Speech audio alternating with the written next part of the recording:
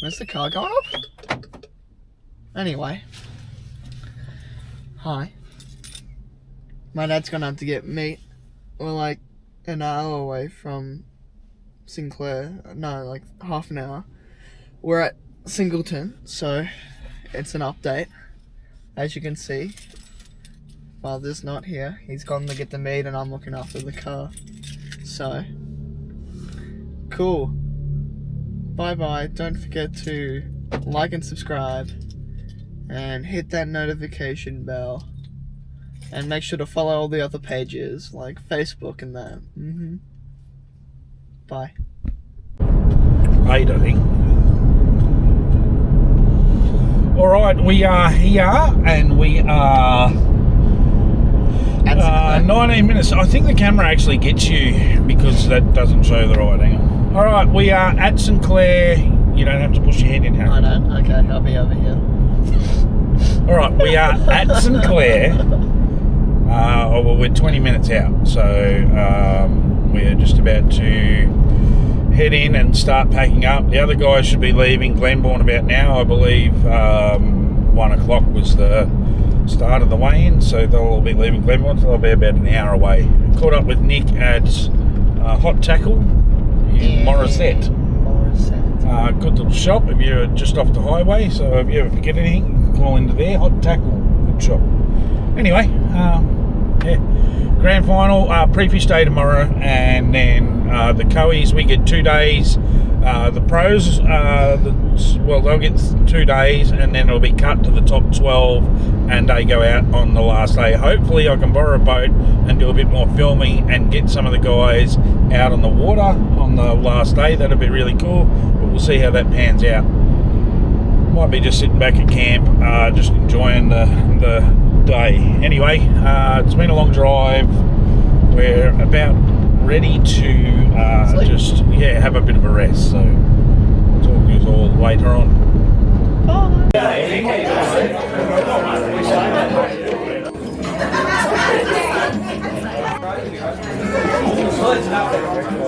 Will float.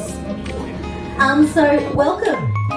We're chasing Australian bass this week, and we've got 30 centimetres minimum size, and 30 centimetres minimum size to the fork. 30 centimetres to the fork minimum size. 9.5. Apologies for there's a typo on the entry form. It says it was F bass fishing and F camping. so at the end, if you get it, just take a photo of this board so that you can see what's going on, because you won't be able to.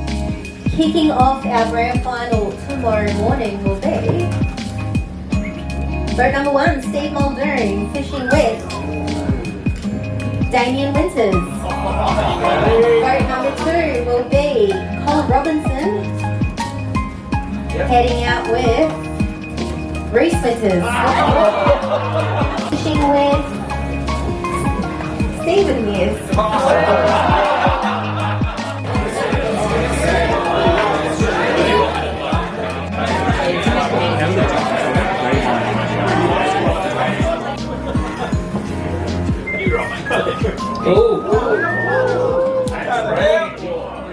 All right, Nicole.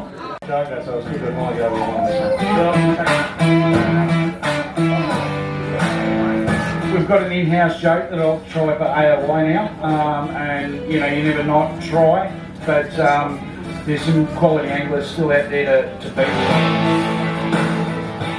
You guys in contention there for the AOY already, so yeah. Mitchell, Braden, you, and other, has-beens like that Langford. Are you a scoreboard looker? Did you have a look at the scoreboard and see that you got overtaken? I did. I was starting to panic a little bit. It was a bit stressful there. I get to fish and I started looking at how it was going on. And get some more. And when I saw that it was on Sinclair, that brings back some serious memories, because that tournament changed my entire life. It directed my life in a way that I could. Heaps of good motors. Yeah, been a heap this year, so it's been good being out there, right?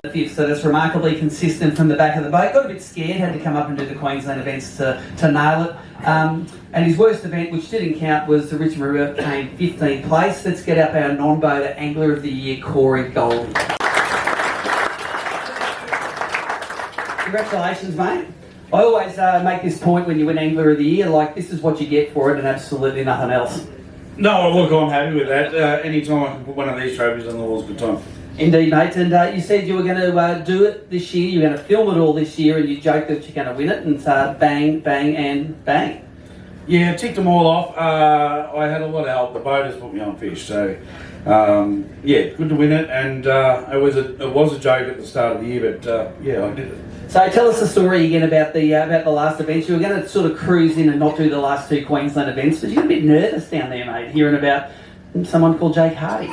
Yeah, I was a bit cocky, and I thought I had it in the bag after the Clarence or the River Rounds, and I wasn't going to come up to Queensland at all. And I sort of sat there. Jake then sort of put the pressure on me and said all he needs is one good round.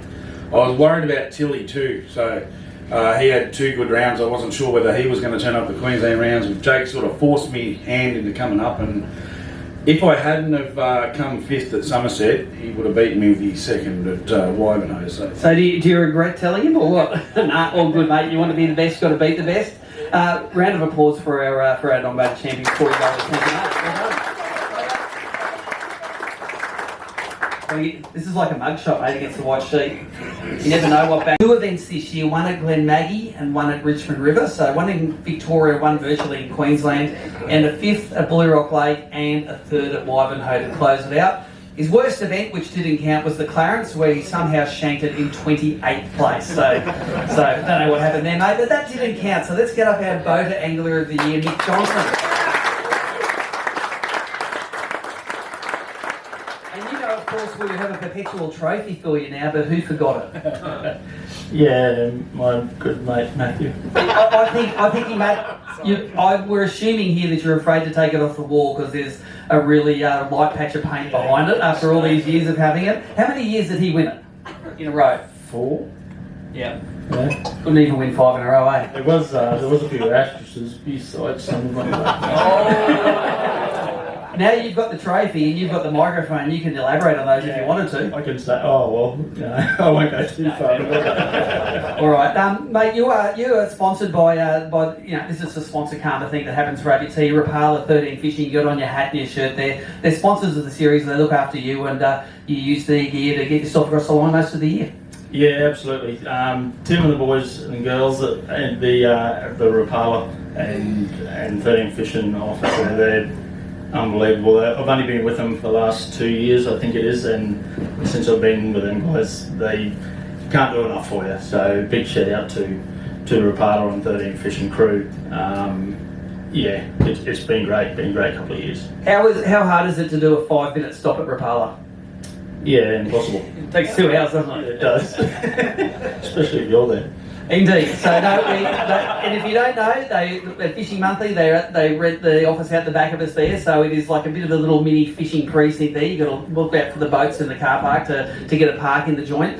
Having worked for this for many years, and you've been in contention for AOY for many years in the past, was there a point of the season where you finally you won something or did something and you go, I got you Langers this year? Was it at Wivenhoe or was it earlier than that? No, you never say never with fishing, do you? You just never know, especially guys like probably the top 5 guys over the last couple of years have just been real, you know, they've always been up there, really hard to beat, so you never count your eggs, or whatever you say. Yep. It's not over till it's over, so yep. It's one of them things, anyone, you know, as soon as they stumble, it like I did on the Open, it can really happen. But it's just this year just seemed to happen, and there wasn't really one event or 2 events that I was really looking forward to and knew that I was going to have it in the bag or whatever. It was one of them events, one of them seasons where everything just fell together, and yeah, it was my time, I suppose. I think if I was you, I'd have been looking forward to Somerset because you won the Queensland Open on there, and I'd be looking forward to Blue Rock because you've won there before, and they were your worst 2 events of the year. Yep. That's your worst, isn't it? Yeah, it does. And let me say that anyone who wasn't at the Rapala Bass Australian Open at Glenbourne, we had a pretty special situation where we had the last 5 years worth of AOYs donut on the first day, and we made them make an honour guard for all the boaters leaving. So we had Maddie's boat, we had Nick's boat there, and all the anglers waved them as they went past there. That's a special moment I don't think ABT will see repeated. How was that for you? Did you love it?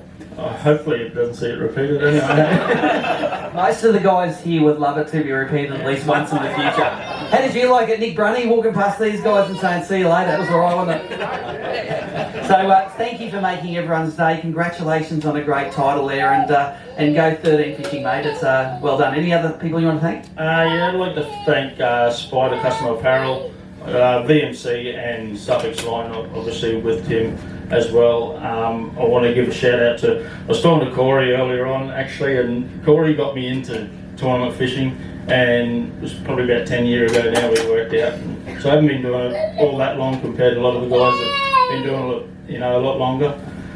But yeah, shout out to Corey for all his support. I know he's probably got a lot of people into this sport, and yeah, he does. Have you done the sums, mate? If you worked out, if you hadn't talked to his advice and you went and did something that didn't cost as much as fishing, how much money you would have saved? Yeah, it'd have to be close to $1 million, I suppose. Well, one thing, never see fishermen for financial advice. No, that's right. No, that's the least of worries. I want to give a shout out to Matt too, Matt Langford. We do a lot of stuff together, a lot of hunting and fishing, and yeah, it's been a great sort of camaraderie. And Matt doesn't hold anything back. He's a great teacher and a great mate. And I think it just goes to show for what his business is, with the guiding and that, you're never too old or too experienced to learn stuff. So I highly recommend to get on with Matt, because he will teach you the finer points of fishing, and he just loves doing that.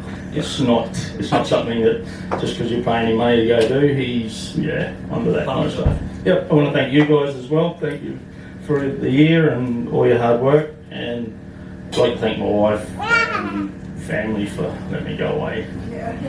That's awesome, mate. I think that reflects a lot of the things we said tonight. Final round of applause for our angler of the year.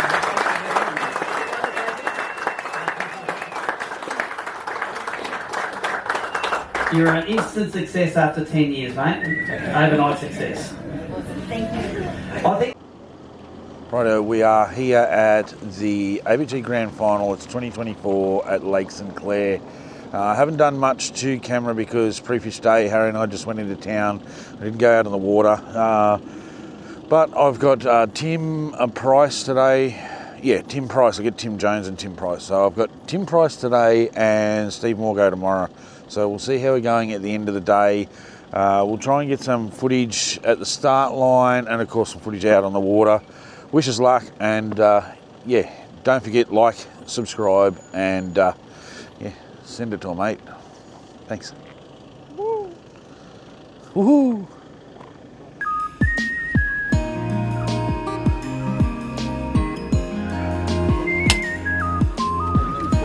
You've done a great job, Elliot. Look at that.